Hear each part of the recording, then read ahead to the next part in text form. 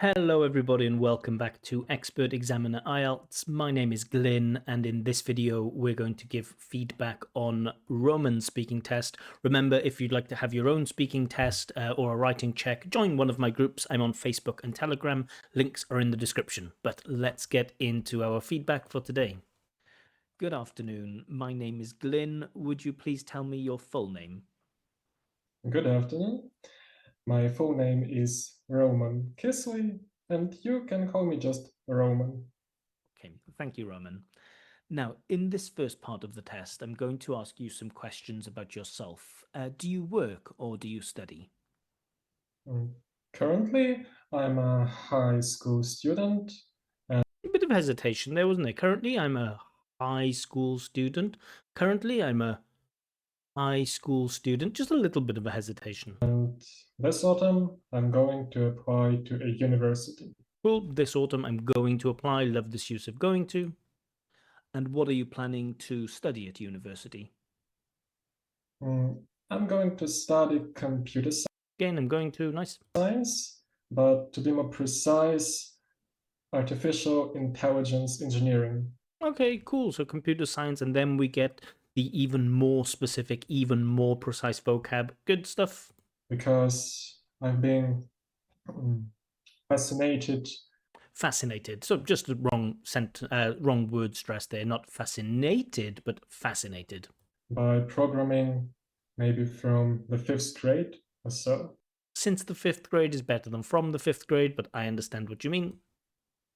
And what are you planning to do when you finish your studies?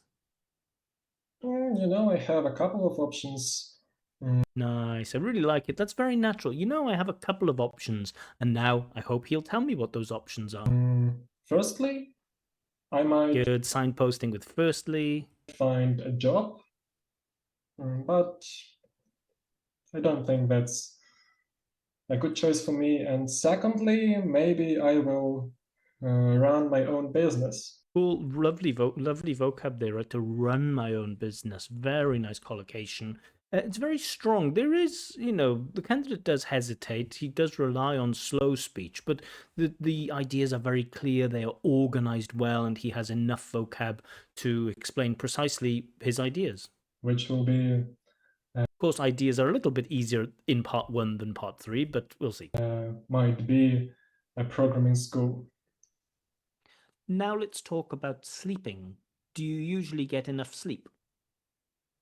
Yes, I would say so. Usually Lovely, I would say so. Love that vocab. Great functional language. I would say so. I sleep for about 8 hours or even more. In the past, I used to sleep Cool, good use of past there with used to. less, about 6 or 7 hours, but now it's fine. And what do you usually do before you go to bed at night? Usually, I like reading before bed. Usually, I like reading before bed, so you can feel the chunking isn't quite there. The flow of speech and the rhythm isn't quite there. Usually, I like reading before bed. So it's, I understand exactly what the candidate is saying, but the rhythm is not quite there. I spend, I would say, about 30 minutes, as well as I do not mind to listen. Oh, a couple of mistakes there, as well as I do not mind. Now, we can't use as well as just like a normal conjunction. I don't want to talk about grammar too much, but after some words like and, so, but, because, we can use like new clauses, right? I like tea and I like coffee, or I like tea, but I don't like coffee. These things are called clauses. After as well as, we don't use a clause. We don't say I like tea as well as I like coffee. It doesn't work like that. There are a couple of ways that we can use as well as liking tea, I like coffee, or I like tea, and as well as liking, as well as the fact that I like tea, I like coffee. You could have some sentences like that, but the key thing is as well. We don't follow as well as with a clause. We usually follow it with a noun or with a. We could use a gerund, forming a noun, turning the noun into a verb by using a gerund. But yeah. And also, he said, I don't mind to listen to. Again, I understand perfectly what he says, but typically in English, after don't mind, we use this gerund. Again, I don't mind doing something. I don't mind listening to music, not I don't mind to listen. To a couple of songs. Yeah, it took me a bit of time because I was writing down that mistake. So when I do these speaking tests, I give candidates like a bit of immediate feedback. So it means during the test I take notes. So I always have like bits of paper with notes from the student speaking there. But sometimes, I'm trying to listen, I'm trying to write down, and I'm trying to think of the next question, and I'm flipping between screens and writing things down. So sorry about that small delay. I will say also, the candidate's answers, they're nice, they're to the point. He relies on slow speech, but sometimes it just feels maybe the answers are just slightly short. I don't know. And when did you last stay up really late? I think it was last week when I was preparing for the IELTS exam. Cool, lots of stuff to like. I was preparing for past continuous and also the collocation prepare for, really good. Uh, I have a small rule that I don't like it when candidates talk about the exam in the exam. Yeah, I always think like if it's an IELTS exam, don't mention the IELTS exam. But okay, that's not an official rule, but it's just something. I needed to write about 5 Of course, candidate corrects himself, needed to, good stuff. essays in that day, and I think I go to the bed at 1 a.m. I think I go to the bed. I went to bed. So usually with go to bed, we don't use an article. Just use go to bed. There are a few instances like this in English where we don't use that article. And many instances when we do use the article. Go to the shops, go to the cinema, go to the gym, go to the library, go to the pub. But go home, go to bed, go to school, go to university, go to prison, go to hospital. Yeah. Some of them we use articles, some of them we don't. It's a horrible theme to learn articles. If your language doesn't have articles, it can be incredibly difficult to learn how these words work. Even the most skilled teachers in the world, even the most skilled linguists in the world, I promise you they do not know every rule with articles. And how were your sleeping habits different when you were a child? Mm-hmm. But the key problem with that previous mistake wasn't the article, which, was a mistake, but the I go to instead of I went to. That's a little bit like, come on. Like if we're hoping for a high score in grammar, one or two of those basic mistakes are okay, but we don't really want too many of them because it will stop you from getting that 7. If we get too many mistakes, like don't mind to do something, it's a fairly basic mistake, but not really basic. But I go to bed in the past, that's not a mistake which is typical of a C1 user. Now, if the candidate makes that mistake only once, we're okay. But if we get a few really basic mistakes like this, we could be in trouble. As I have mentioned before, in the past, I Nice range, as I have mentioned before. Nice. used to sleep for about Used to sleep. We almost never break up that used to sleep. We don't. I used to sleep. It's not really used like that. We should always connect that. 7 hours, as well as I used. Again, we get that problem with as well as I used to. Again, the candidate is trying to use this as well as like a normal conjunction, and it's not. To go to the bed late. Again, that go to the bed. And wake up as well late. But nowadays, I wake up about 6 a.m. and I think it is a good tendency. Okay, but the question was about the past, no? I think the question was like, how was your sleeping habit? How are your sleeping habits different in the past? And I know a lot of candidates want to like use this like past, present, future thing.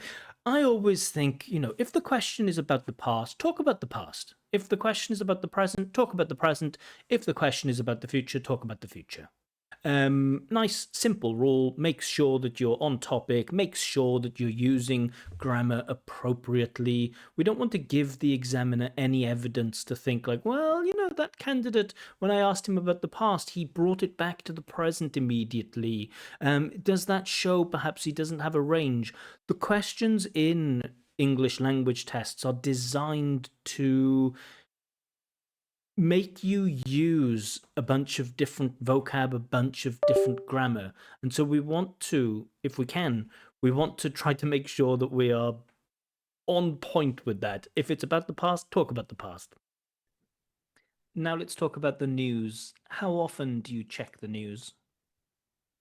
Mm, in the past, I used to checking news about And now we get this like, how often do you check the news in the present? And the candidate talks about in the past, I used to check the news. Now, of course, the candidate can say, but it's just a bit of background, it's a bit of context, and that's absolutely fine. Sometimes we do speak like that.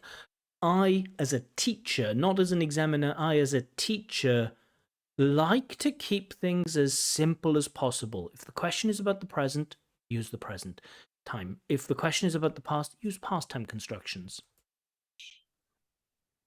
3 times per day. But And it's a bit specific. I used to check the news 3 times per day. That doesn't feel very natural. No, I don't know anyone that says like in the past I used to check the news 3 times a day. They'd say I used to check it quite often, like 3 or 4 or sometimes even 5 times a day. Because it's not really, an established routine of like brushing your teeth, right? A lot of people brush their teeth, twice a day or 3 times a day, or they have a shower once a day or twice a day. Checking the news doesn't feel like that type of routine where we need to specifically say how many times per day we checked it. So that just feels a little bit unnatural. now I try to avoid them because I think News is it, not them. they are just a waste of time. And Again, they are just a waste of time. It is just a waste of time. So in English, news is singular, it's not plural. I can do much more important things. For instance, learn something new. I like this use of for instance and learning something new. Cool. And what platforms do you usually use for news? Mm, Usually I read them online. Game we get that then. So it's clear that, I won't talk about that anymore, but the candidate thinks that news is a plural noun, probably because it ends in S or because in the candidate's first language, news is used in the plural. In English, it's not. News is a singular, uncountable noun. I know it ends with S, but so does athletics and economics and physics. They are still singular nouns. I have several of my favorite websites. I have several favorite websites, not several of. I know in English these quantifiers are difficult, right? Because sometimes we use of, like most of, some of. Sometimes we don't. Like with several, we don't use several of something. For instance, Except with pronouns, several of them, several of us. With pronouns, yes, but several people, several news stories. the New York Times, The Economist.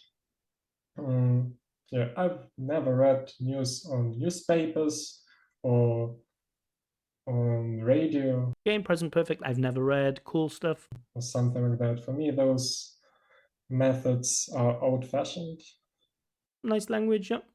The candidate's facial expressions are interesting if you watch. Sometimes we look at the face to try to understand if there is like discomfort there, because sometimes you can see a candidate's disfluency through the facial expressions. The candidate and you won't be marked down for this, but the candidate very rarely keeps eye contact. Now, I know during the test, I don't make a lot of eye contact in these online tests because I'm writing things down all the time.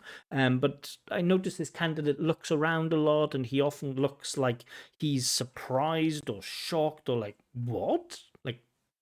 Look at this facial expression here. I'm sure he doesn't. I'm sure it's just a part of his character. But I always, again, you're not marked. You're not judged on your body language. You're not judged on eye contact, things like this. But I still think, anything that might help you to make a good impression, a bit more positive body language, a bit less like what, why are you asking me this question? And I know that's probably not what the candidate is thinking, but based on some of the facial impressions, I remember during the test, I thought like, oh, this candidate maybe doesn't like this question or something. And do you often speak about the news with your friends and family? With friends, I try to avoid news because when we start talking about them, usually we talk about politics. And, you know, I think with friends, you should try to speak about something else. For me, like talking about education is more important. With family, I would say I talk about news a little bit more. We'll talk about it a little bit more. Nice use of a comparative adverb there. All good stuff. Often, but not too much as well. Okay, thank you. Now, all right, so thoughts on part one. The candidate is a careful speaker. You know, doesn't feel like there's like a huge flow and a lot of details coming out. Definitely feels like the candidate selects his language quite carefully. And that will affect the score for fluency and coherence. I think in general the coherence is decent. Candidate is on topic, perhaps could develop a little more. But the answers are clean, they're to the point, they're direct, and they are responses to the question, which is great. Just be careful with that, present and past time. The fluency is a little bit slow, though. The candidate does have some mid sentence hesitations, and sometimes it feels a little slow, just like this. And this can affect pronunciation too. In general, I think the candidate's pronunciation is very, very clear. It's easy to understand. Phonological range is good. Not quite sure how much of this sustained intonation. The rhythm is certainly, I'm thinking okay, candidate is better than a 5 for pronunciation. He's at least a 6. And I'm thinking, okay, is there enough now to push from the 6 to the 7? Do we have enough intonation? I think the candidate's relaxed intonation is kind of nice. I don't think he sounds very robotic. Some of the language is a little bit disconnected. And I'm just thinking, does he have enough rhythm? Because that's the one thing that could stop him from getting that 7, perhaps, is the rhythm. Might that be might that be a barrier to that band 7? But certainly between 6 and 7 for pronunciation. Fluency and coherence seems like a 6. Grammar is very, very good. It's very accurate, and we have a nice range of grammar. Really good. There are a few basic errors that are in there, so I need to keep my eye on those. The vocab also feels, good. Candidate does have enough vocab to discuss, these different topics so far. Can he sustain that now in part 2 and part 3? Usually candidates have enough vocab for part 1. Part 2 and part 3 can be more challenging, but so far the candidate is off to a good start. Feels a little bit slow, doesn't feel, overly energetic, but the candidate's English is very strong. Let's have a look at what the candidate needs to do. So to describe, I'll move myself down in this corner. Sorry about that. The candidate needs to describe an object he's had for a very long time. Yeah, so I don't like these object ones. I'm much better talk about a time when you, or talk about a place where you. I like doing those ones. I don't like doing the ones talk about an object. I just don't like them. But anyway, let's see how the candidate does now. Oh, I should fast forward a little. Speaking now, please. Okay. I would like to talk about the camera. I received it as a present about 8 years ago. And since then, I've been taking a lot of. You can see, right, that complex grammar. Since then, I've been taking. Cool. But it's slow to get that thing out. I think the candidate realized that he said like since then, and then thinks, okay, I've used since then with for and since. I should use present perfect or present perfect continuous. And then I think he's having that battle in his head. Should I use, I've been taking lots of photos, because with lots we use how much, how many, and so how much, how many is present perfect simple, but since then is how long, so it's present perfect continuous. I don't know if those ideas were going through the candidate's mind, but certainly when students of English know grammar very, very well, and they're very careful speakers and they're very selective with their grammar, or they try to activate the grammar, those are the kinds of ideas that might go through their head. As a present about 8 years ago. Just notice after since then, it And slows down. since then, I've been taking a lot of. You can see that was a carefully selected bit of grammar, right? But got the accuracy right, but it does come at the cost of your fluency. Pictures and photos almost every week. It looks, to be honest with you, like a cheap one. So I like the use of one. It looks like a cheap one, using one instead of camera. That's something we call substitution. they're definitely much more expensive somewhere on the internet. Cool, nice qualifying adverb. Much more expensive with the comparative. And it is important for me because yeah, I do feel like the candidates got through those questions. There's a lot of advice about whether you should or shouldn't, or whether you have to or don't have to follow all of the questions. You certainly don't have to answer all of the questions. But I think, because those notes are there, if I was a candidate doing IELTS, I would want to keep things as simple as possible. And if it was possible for me to do part 2 by just answering those questions, I would just stick to those questions and then develop them. But I think the candidate has gone through this approach, but he's just got through those questions rather quickly. And now he's talking about how important the object, or why the object is important. But that's fairly fast, so it'll be tough now to extend the answer further. I've taken a lot of photos, which are important for me. Photos of my family members, of my friends as well, especially last summer. I was with my friends, we were riding. So the focus has shifted, right? It's shifted from the camera. Why it's important? Well, because I've taken a lot of photos of my friends and my family, especially of last summer when I did something with my friends, and now the focus is on this trip with his friends. On our bicycles. And so it's drifting off topic, and that's because the candidate has got through those answers to those questions fairly quickly. To the nearest cities, and we had an incredible time together. And every time we went somewhere, I turned on my Good that he corrected that basic mistake. camera and started filming everything. Okay, so he's kind of bringing it back to the camera now, which is a good, skillful thing. As well as made a lot of photos. As well as made a lot of photos. So yeah, as well as doesn't work like that conjunction, as well as taking a lot of photos, that's fine, but not as well as made. So it reminds. So the candidate uses as well as like it's an absolute synonym for and. It's not. Me just about my friends, about our friendship, and I think it will be hard for me to find a replacement for this thing. Candidate said it will be hard. I think it would be hard is probably better for hypothetical stuff. As well as game would come back to that as well as.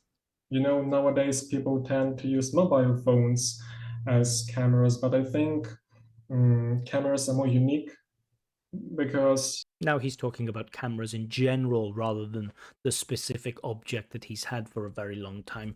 And usually, I would say in general, usually that's a sign of a B2 student. When they can't speak about a topic for 2 minutes, they have to go off topic or talk about connected topics a bit too much. They can't keep the focus on that one thing. Like I say, a bit of background or a little bit of like off topic stuff if it's relevant to the topic is okay, but it is clear to me, I think, that the candidate has gone off topic here. On telephone, on a phone, you have a lot of distractors. Okay, thank you. Distractions. It is All right. So, thoughts on the candidates part two? It's not the biggest problem is that it's not very well organized. I think again, grammatically, it's accurate enough. Again, there's a problem with that as well as and how it works. Candidate does rely on slow speech, but does get out some good grammar and vocab. Pronunciation, again, very, very clear, easy to understand, but lacks a little bit of rhythm.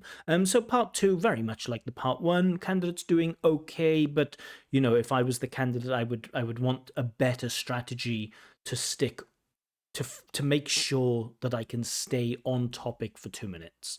But let's get to part three. All right, so you've been talking about this camera that you've had for a very long time. Let's talk a little more about possessions now. What kinds of things do people usually keep for a long time? maybe things that remind them of good times. Will remind them of good times. Good that he gets that of, because if I remember correctly, there was a case where he missed that remind somebody of something. I remember writing it down that he said remind somebody something instead of remind somebody of something, but here he gets it right, so that's good. In the past, like for me, it was the camera with photos of my friends and that. Yeah, and it's okay.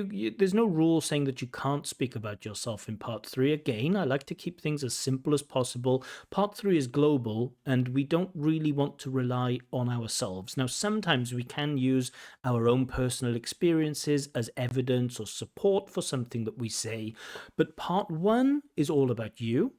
Part three is not about you. And so when we're looking for those examples, we want to look for global examples is probably better. Family members, maybe Because again, then if you talk about yourself and you're going back to your camera, well, that was the theme of part two. We want to move on. as well some things from their childhood, maybe their favorite toys, or Cool, nice. I don't know, maybe favorite book. I also had a book which Again, candidate brings it back to himself, and we don't want to do too much of that in part three.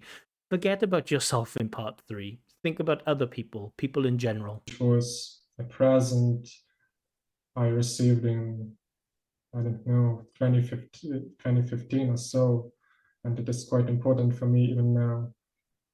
So yeah, in part three, as a way to change that slightly is like, oh, books are another thing because, a lot of people, they get books when they're younger and they read those books over and over until the point where they can remember every line. And so, I think some of those things they keep for sentimental value. And here I'm speaking impersonally. I'm speaking about people in general, not about myself.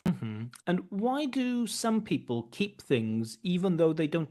And also notice the candidate's body language again here, just a little bit with the facial expressions. Just notice it. And it is quite important for me even now.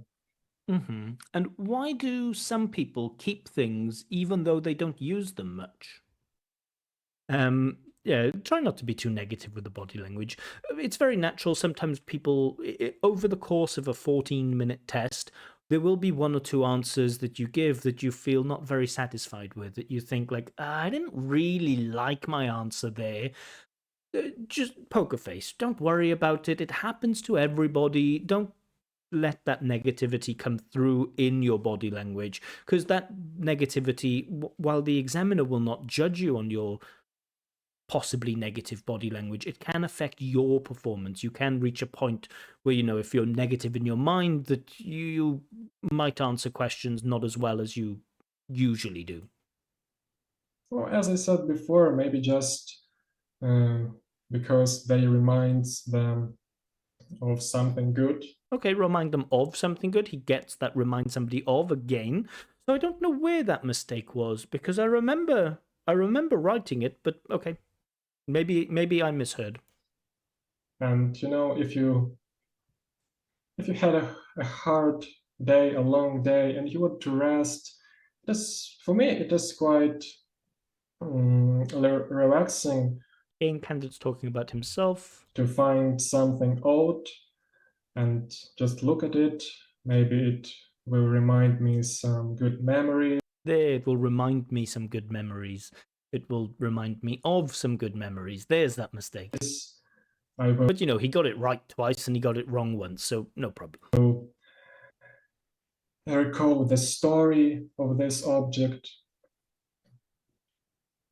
Yeah, the answers, the topic development really isn't that great here. That in part one, you don't really need a lot of topic development in part one, but in part three, you definitely need more than that. Nowadays, of course, some things like smartphones and game consoles are everyday objects. What new objects might appear in the future as everyday objects? Horribly difficult question.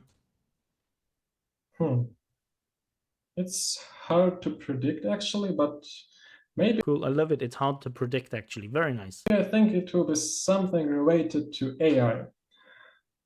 Sometimes I mention this padding language that I don't like it, right? There's this padding language like, oh, that's a really interesting question. Let me think about that for a second. I don't like that type of padding. But this thing, that's hard to predict. That's really good padding because it is a question that asks you to predict something. So while it is padding, it's clearly relevant padding to the answer. Maybe we all have some. Did he say we all have or we will have? I want to hear that. It's hard to predict actually, but maybe I think it will be something related to Okay, it will be something good. AI. Maybe we all have. To me, it sounds like we all have, which sounds like present simple, but we're talking about the future. Some kind of gadget which will be controlled by AI. Okay, which will be controlled. Nice passive there, and future time. It will be our friend, or so we would be able to ask it everything what Still would be able to ask it everything. Very nice grammar. we would like to know. Yeah, basically that's it. In topic development, just a little bit short, but the answers are on topic and the answers are clear. The ideas are clear. A little bit more information might be nice. And what kind of possessions sometimes show that a person is successful? Maybe their gadgets. First of all, their mobile phone, because nowadays there are a lot of expensive phones, expensive brands like iPhone or others. And if you see that a person has a brand new iPhone, Cool, a brand new, nice. iPhone 16 or something like that, you can easily understand that it is a well-off person. As well as Cool, a well-off person, great vocab. maybe you can see that it is a rich person by what they wear. Cool, you can see it's a rich person by what they wear. Very complex grammar, good stuff. If you see that it is this brand clothes, you also might Clothes. recognize that it is not a poor person. Okay, so this answer was well developed. The candidate offered a lot of language here and really accurate grammar with even some complex grammar. The fluency is still a little bit slow, but yeah, nice. Let's talk more about success. Again, the body language. Just notice it. Like, it is not a poor person. Let's talk more about success. Don't do that with the body language. I know I do it myself when I'm having conversations with people. I say something that I don't like. There's nothing wrong with your answer. Your answer's fine. But I do it too. I think, oh God, what did I say? It's okay. It's okay. Your answer's fine. Success now then. So sometimes we judge people and their success on their possessions. What are some other things that can help us to decide if a person is successful or not? Tricky with idea generation, but if they have a lot of friends, if they have enough time to follow their hobbies and their passions, if they have a good family life, or if they've achieved some of the things in life that they wanted to do, all of those things could be measures of success. Maybe we should take attention to, Pay attention to. for instance, what their achievements are. Great. Really like the answer. Examples? Maybe uh, they are studying, for instance, in a university.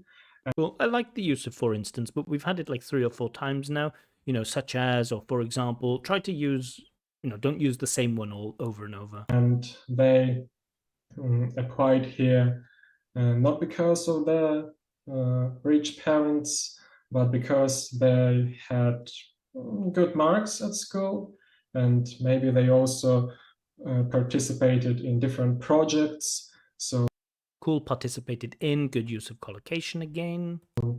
maybe earned some certificates, earned some prizes, won competitions, and I think Yeah, just be careful that we're not listing too much. We don't want too many lists. Just pick one and go into it, right? So you could measure someone's success by the achievements that they've had. For example, maybe they achieved something amazing in education, like they got a scholarship at some prestigious university, not because their parents had enough money to buy this, but because they proved it with the marks in their school, right? And that would be fine. We don't need to add, or maybe they obtained a certificate, or maybe they got this, or maybe they got that. I don't think your list was overly long, but just be careful. In general, we don't want too many lists of things. because all these activities requires a lot of All of these activities require, not this activities requires, all of these activities require. and some prizes, won competitions, and I think because all these activities requires You hear it, all of this activities requires. That's quite a basic error again. But we haven't had too many basic errors. We have had a few, but not too many. a lot of time, energy. I think it is a good indicator that a person is successful. Lovely. It's a good indicator. Lovely, lovely, lovely. So some people say, I was writing down, I think, good use of the word indicator. And the candidate does have this habit that usually when I'm speaking to candidates, I kind of feel when their turn is coming to an end. And that allows me to kind of stop writing and go back to my question so I'm ready for the next question. But I felt like in this test, a couple of times, the candidate just stops dead and it kind of catches me cold when I'm writing something. And it's like, oh, now I need to go back into that question. So sometimes the candidate has that habit of maybe not naturally ending the turn, it just stops, and then yeah, there's a bit of awkwardness. You can see the bit of awkwardness as I have to try to find the next question. Watch it here as I'm writing. I think it is a good indicator that a person is successful. So some people say that, and the candidate responded, nice. Sorry about that. To be successful in life, you always need some luck. Do you agree? Yeah, it's a tricky one, isn't it? Some luck. No, I completely disagree with this statement because Cool. I like that the candidate's brave enough to say, I completely disagree with this statement. A lot of candidates feel like, oh, it would be too rude to disagree with the statement. It's good, it's brave, it's bold. Let's see if you can explain why you completely disagree. I think that if a person spend enough If a person spends time on what they do, and as well as energy, I think okay, as well as is used correctly here, as well as something. it is there's nothing impossible for them. It is all achievable. But yeah, it depends how much effort and energy they should. So the candidate's making the point, right? It doesn't depend on luck. It depends entirely on how much effort and energy and how much motivation you have, perhaps. Again, we want to back that up with an example, perhaps. So the idea is clear, but the idea is also underdeveloped. Spend on this activity, as well as motivation relates as well. So it is clear that the candidate is overusing this as well as. You need to be motivated all the time, maybe just by reminders that your goal is important for you, and Okay, you must try your best. thank you. That is the end of the test. Okay, so, the candidate continued speaking, but I don't think he added a lot to that idea at the end. But still, the ideas were clear. Nothing was difficult for me to follow. Yeah, let's get into some marks for this candidate. Don't think I don't think it was a crazy difficult one to mark. Sometimes you get candidates and you think like, ooh, I really don't know. This one I think was all right in terms of marking. The only one maybe, I think fluency and coherence. I think that one obviously was a 6. So you show a willingness to speak at length, but you often rely on slow speech, and your topic development is slightly weak in places. I think that's fair. But 6, candidate is on topic. Candidate can develop his answers. Candidate can use a range of connectives. I will say your use of as well as is problematic for this fluency and coherence. But for me, the fluency is the biggest issue here. But I think we can award 6 for that. Lexical resource, I do think we have enough for a 7. So you show you're comfortable using vocabulary for a bunch of different topics. You show some really good knowledge of collocations, like participate in and things like this. And there were quite a lot of examples of that good knowledge of collocations, despite a few mistakes. I think you said like make photos, and I think you said remind somebody something instead of something. And there were a few, news as a singular versus plural noun. So, there were a few inappropriacies in your lexical resource, but I do think you have enough there for a 7. Grammatical range and accuracy also, I wasn't sure about this. I was thinking like, are there too many basic mistakes? But I think we can say a few basic mistakes. So despite a few basic mistakes, you control your grammar well and have success with both simple and complex structures. You use a nice range of sentence types. 2. I think just about enough for a 7 there for the grammar. If would I be totally surprised if an examiner gave 6? Not completely surprised, but I do think I would have no problem. Like sometimes if examiners give scores and then somebody else, another examiner checks the score, they might ask that examiner like, okay, I want you to write a justification for why you awarded this mark for this candidate. I don't think I would have any difficulty writing a clear justification for why I'm awarding a 7. Some other examiner might award a 6, that's fine. I think I can write a justification for a 7. Pronunciation, probably, I mean, it doesn't make too much difference if it's 7 or 6 because the overall score is going to be 6.5. I'm going to go with 6. So you have a great phonological range, and at times show some good use of intonation. However, it is clear that your speech really suffers from a lack of rhythm. I do think it puts a slight strain on the listener to have this conversation. It's not just that your speech is slow, it's that sometimes your speech doesn't have rhythm, and that can make it a little bit difficult sometimes to listen to the speech. But I do think there's some good stuff in there for sure, but probably at the time I thought maybe there is a 7 because the pronunciation is really clear. There are some cases of connected speech. Listening back, I do think that rhythm is a problem. And so overall for me, the score is 6.5.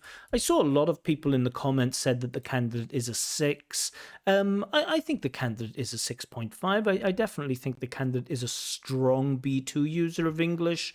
I would not be completely shocked if the candidate got a 7. I would not be completely shocked if the candidate got a 6. But for me, this performance is a 6.5. Areas of improvement. There are a few things to mention here. Find a strategy that helps you stay on topic in part 2. Doesn't matter what the strategy is. There are a number of different strategies, but you need a strategy that helps you to stay on topic. Be careful with your use of as well as, because you're not using as well as correctly. It's clear that you have, sometimes candidates make mistakes with grammar that they know, right? You made a mistake with go to bed versus went to bed. I know you know and understand this grammar, but I don't think you understand exactly how as well as works. So that's a problem. Not a huge problem, but it is a problem. Kind of an odd one, but try to make sure that your facial expressions aren't too negative. I know, it's not my business as an examiner to tell you what your facial expression should be, but yeah, it can help you with your own confidence, your own self-esteem. Anything else to add there? Yeah, topic development is also something that could be better. So those are the areas I would say to focus on. Just learn that as well as find that strategy for part 2. Don't show too much negativity in your face, and work on topic development, because that's definitely something, if you get those 4 things correct, if you work on those 4 things, I know your exam is coming very soon, but if you make good improvements with those things, you could push towards that 7 for sure. Yeah. So those are my thoughts on this candidate. 6.5 overall, strong B2, borderline B2 C1. Yeah, what do you think? Are my marks too generous? Are my marks too harsh? And if you'd like to have your own, if you think you can do better, and you would like to have your own free practice IELTS speaking test with feedback, or if you'd like me to check your IELTS writing tasks, I get all of my candidates, my free candidates, from my Facebook or Telegram groups. Links to those are given in the description. Candidates are selected at random there, and if you'd like to avoid the random process and you'd like to pay for a speaking test or a writing check, my full price list is available on expertexaminer.com. More videos from me coming soon, but for now, bye bye.